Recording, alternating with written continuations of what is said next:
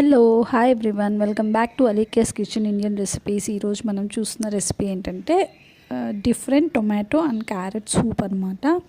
చాలా ఈజీగా తయారు చేసుకోవచ్చు. ఈ మనకి రైనీ సీజన్లో చాలా బాగుంటుందన్నమాట. చల్లగా ఉన్నప్పుడు సూప్ చాలా టేస్టీగా ఉంటుంది. ఫస్ట్ మనం దీనికి ఏం చేయాలంటే ఆనియన్స్ కట్ చేసుకొని పెట్టుకోవాలన్నమాట.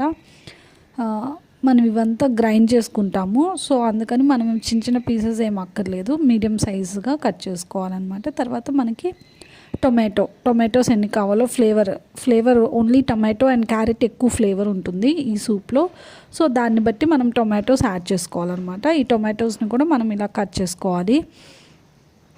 అండ్ క్యారెట్ని కూడా ఇలా పీల్ చేసుకొని ముక్కలుగా కట్ చేసేసుకోవాలన్నమాట. అంతే, పీల్ చేసుకున్నా పర్వాలేదు, చేసుకోకపోయినా ఇట్స్ ఓకే, ఫైన్. ఇలా మీడియం పీసెస్గా మనం ఇలా కట్ చేసుకోవాలన్నమాట. Please subscribe to Alika's kitchen Indian recipes for more cooking videos. మన ఛానల్లో అన్ని హెల్దీ రెసిపీస్ ఉంటాయి, quick and home style recipes, traditional recipes ఉంటాయి. సో తప్పకుండా మీరు అందరు ట్రై చేయండి అండ్ అలాగే సబ్స్క్రైబ్ చేసుకోవడం మాత్రం మర్చిపోవద్దు. చూసారు కదా, ఇలా కట్ చేసుకునే పీసెస్ అన్నిటిని ఒక చిన్న కుక్కర్లో యాడ్ చేయాలన్నమాట. అందులోనే మనము ఇలా పీల్ చేసిన వెల్లుల్లిపాయలు అండ్ అలాగే కొంచెం ఉప్పు యాడ్ చేసుకొని, కొంచెం ఉప్పు, పసుపు, కొంచెం వాటర్ యాడ్ చేసుకోవాలి. యాడ్ చేసుకొని మనం క్లోజ్ చేసేసుకొని కుక్కర్ ఒక 3 to 4 విజిల్స్ రానివ్వాలన్నమాట. బాగా ఇది బాయిల్ అవ్వాలి.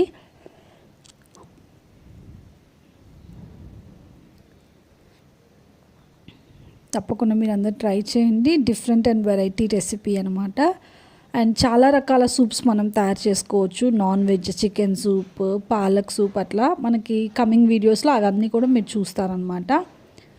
దానికోసం తప్పకుండా సబ్స్క్రైబ్ చేసుకోండి. అండ్ చూసారు కదా, అది అంతా మనకి బాయిల్ అయిన తర్వాత కొంచెం చల్లారగానే మనం మిక్సీ జార్లో యాడ్ చేసుకొని పేస్ట్ చేసుకోవాలన్నమాట.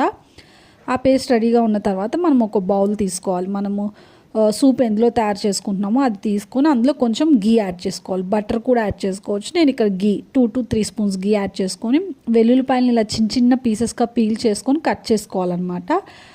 ఆ కట్ చేసుకుని వెల్లుల్లిపాయలను యాడ్ చేసుకోవాలి. మంచి అరోమా వస్తుంది అనమాట అది ఫ్రై అవుతున్నప్పుడు.